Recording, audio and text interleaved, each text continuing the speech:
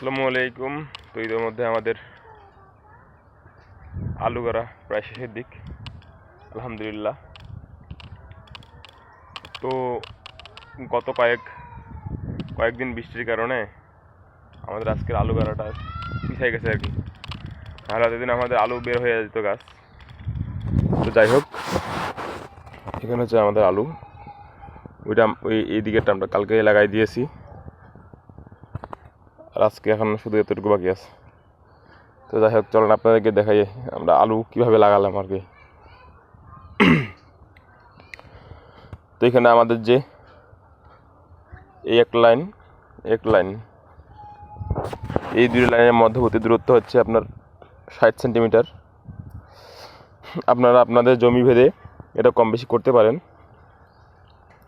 যদি আমাদের জমিতে একটু ভেজা ছিল আজকে, তাই আমরা একটু বড় করে দিয়েছি। আপনারা 65 জমি এবং মাটি ভেদে কম বেশি করতে পারেন আর কি।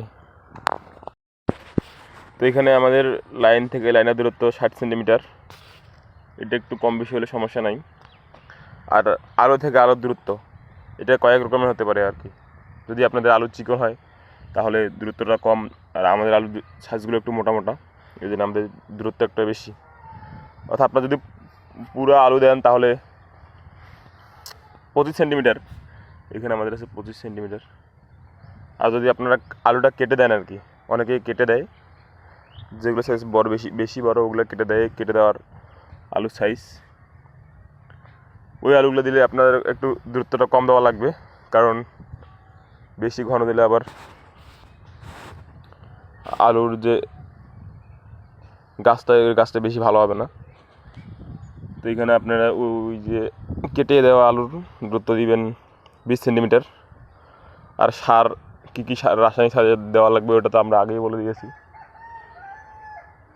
তো যাই হোক, ইনশাল্লাহ এভাবে আলু লাগান, ইনশাল্লাহ ভালো ফল পাবেন।